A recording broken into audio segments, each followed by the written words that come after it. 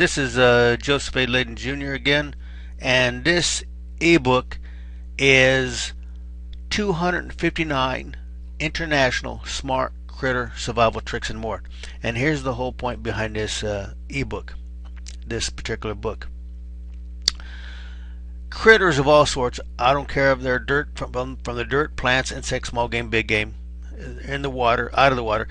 They're smarter than most people think. They're smarter than most researchers or scientists think. They can decide, they can think, they can reason. Okay, not on our level. They can't build a space shuttle, but they can do what we can, but on a lower level. And what happens is a lot of the smart survival experts, like Native American Indians, tribes, and Bushmen, way back then, they studied these critters. They studied these critters and they learned survival tricks from these critters. And they study these critters to learn how to capture them, how to hunt them down and stuff. And so I'm gonna hop around here. First, I'm gonna show you how smart these critters really are. Okay, like I said, it's beyond reason. I mean, it's beyond instinct. I'm sure some of the stuff they do is on autopilot, but it goes way, way, way beyond that. Stand by. First, let me show you the table of contents so you know you're getting far, far more than your money's worth. Let me scroll down here to the whole thing. Okay, you can stop and pause, rewind this and stop and pause and look at it better.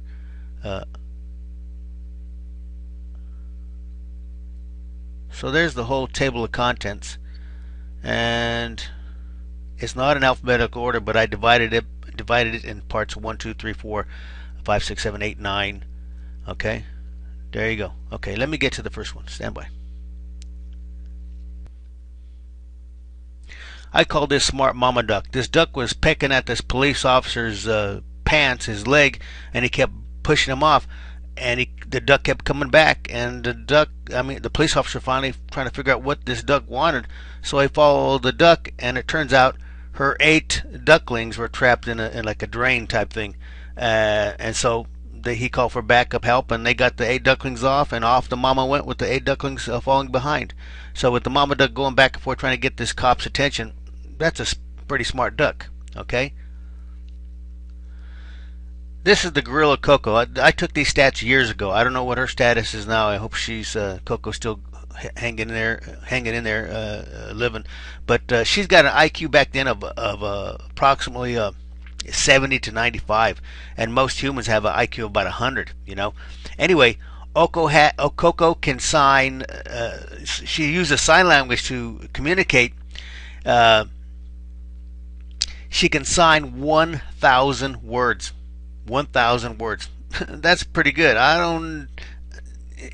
Tell me that's instinct. It isn't. Okay, that's a smart critter right there.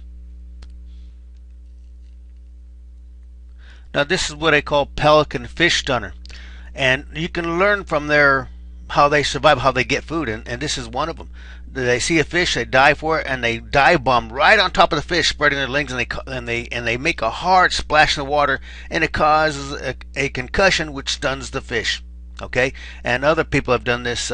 Hunters, if you take your weapon, I'm not telling you to do this. If you take your weapon, whatever it is, pistol or rifle, and you shoot the water just above the surface, you cause a concussion, and there's fish right below it. You cause a concussion and you stun the fish. Okay, same technique.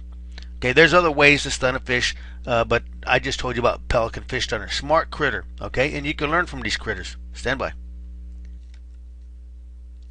And this is what I call caiman fish stunner. The whole term for caimans and crocodiles and alligators come under one term, crocodilians. But in this case, caimans, the critter comes out of the water, comes down hard and splashes. Okay, and what it does, it stuns the fish. Okay, it stuns the fish. Same technique, pretty much as the pelican. I just told you about. Smart critter. And you can learn from this caiman and all these other hundreds and thousands of critters. Stand by. And right here, let me scroll up a little bit. Sorry about that. This is what I call critter medicine.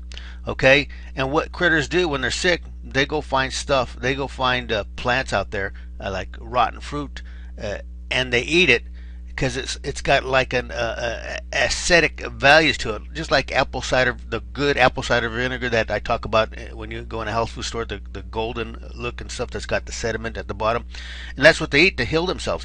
Anyway, I come across a guy that says he cured himself of cancer. Doing what the Eskimos told him, and it's pretty much based on the same thing, and I believe it, even though the guy was proven to be fraudulent in his credentials. He did that just to get more attention so he make more money. But anyway, bottom line is the critters eat rotten stuff to heal themselves, because this rotten stuff goes after the bacteria, it goes after the fungi, it goes after the parasites, it goes after the viruses. Okay, stand by. Smart critters, they know what they're talking, they know what they're doing when they got to heal themselves. They don't go to a doctor like you and I. Stand by. Now, I've been monitoring, or halfway monitoring, what's going on in Alaska. They say a lot of folks are disappearing more than usual, and people, not only here in the United States and the 48 states, but in Alaska too, they come up and they disappear. They go in the wilderness and they come up missing. Some you'll never see them again. That happens because they don't have a great respect for Mother Nature and all she possesses, and they do stupid stuff. But anyway, I thought I'd bring this into play. Bearsides. If you go out into Mother Nature, first of all, know what's in there in the first place. If there's bears, well, you better know what the bear signs are, and here's a few of them. You know, bears like clawing trees, and they're marking their territory. They rub up and scratch themselves up against a tree, and you can see the fur they left behind, and they leave their tracks too. And I go to about tracks in one of my newsletters about what they look like, kind of like they look like they're human. But anyway, you got to know about bears markings, because they do this for a purpose. You know, they're marking their territory, and they're just telling you to stay the heck out. They're giving you a warning. Okay, stand by. Here's a couple of good water finding tricks used by the animals and the smart settlers way back when. They studied these critters. They knew they figured out what they were doing. For example, the first one, when the antelope gathered, okay, they knew when they gathered, next thing that was going to happen, they were going to go for the water. And the antelope know where the water is. How?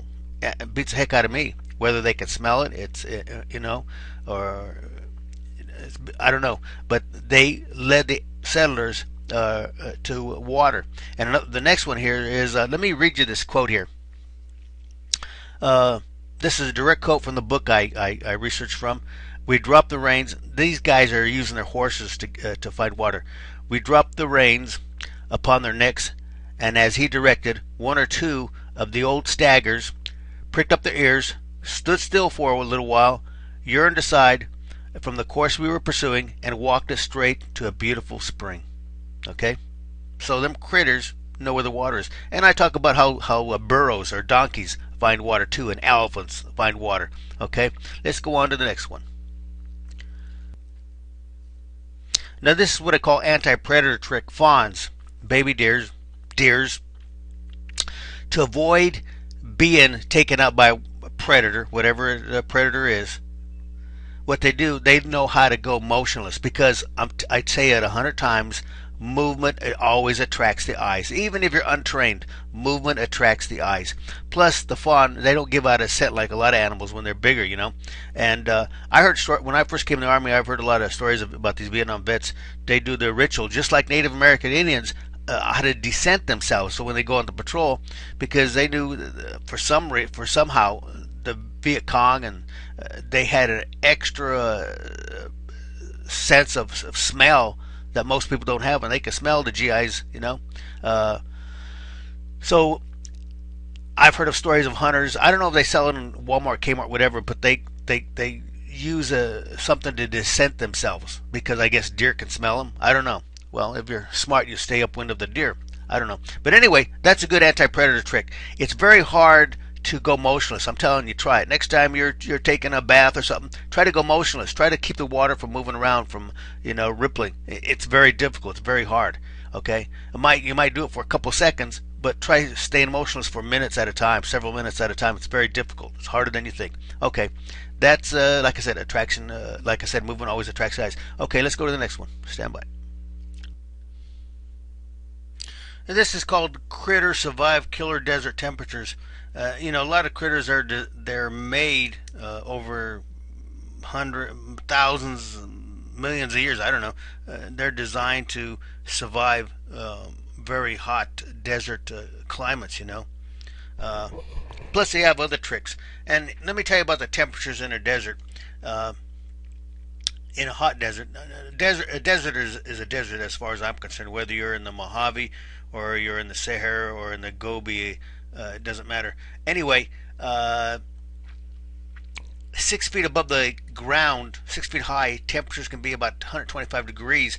12 inches off the ground, about 150. 1 inch off the ground, 160 degrees. Then and at ground level, 180 degrees. Then as you start burrowing, going underground, digging, okay, the temperatures start dropping. Okay, 6 inches, 125. 12 inches, 95 degrees.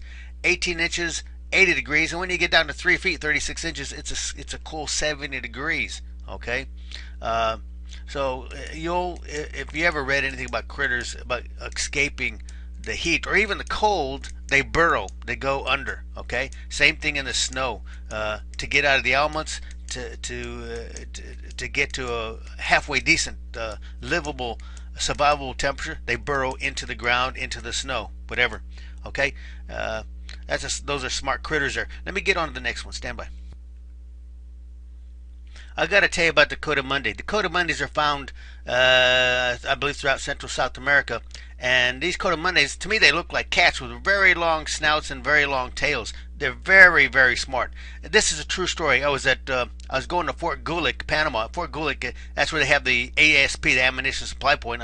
I think I was making a recon or coordinating to get some ammunition for a deployment. Anyway, I was coming up to the gate.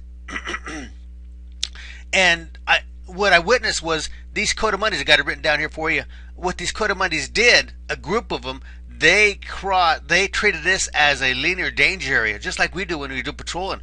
The point guy came across, the point coatimundi came across. He cleared the far side. Then about 15 seconds later, two more coatimundis came across, and they treated it like a danger. Like I said, they reconned. They want to know what was on the other side before the whole main body came across. Neatest trick I ever saw. Once again, I'm telling you, these critters are smarter than most people think. They can decide, they can think, they can reason. Let me get on to the next one. I just happened to come across that when I seen it, so I thought I'd put that in there. Okay, I'm already clocking in almost 13 minutes, so let me make this the last one. This is the northern shrike bird. As far as found, it's all over the North America, as far as Alaska and Canada and here in the United States when it's coming south for the winter. Anyway, what this bird does, it gets all kinds of critters to eat. Okay, it wants to make sure its tummy's filled up. But what it does, it's looking out for the future. It keeps hunting, and what it does, it hangs all these other birds and these other insects and whatever it gets. It hangs them on barbs. It hangs them on stuff like sharp like things, barbed fence or anything it can find to hang them. And it comes back for them later when it's hungry, in case it hasn't found other fresher food. So it's doing that rainy day thing, It's just making sure it's got plenty of food just in case something happens, And that's a very smart thing to do. That's a northern shrike bird. I think I covered 12 or about 10 or 11, 12, whatever it was. But and there's there's a lot more. There's another 259 more to go after that of smart critter survival tricks. Okay. I hope this video helped you out. Make you decide to get this ebook, because you can always learn from them critters. I got stuff that I haven't put in here that I learned from critters all the time. I live out in the country, and I'm always watching the critters. I always learn from them, from the cats, the raccoons, the possums, the birds, all them critters. Okay, and thank you for watching this video. Sorry it took so long, and go ahead and go on to the next video. Thank you.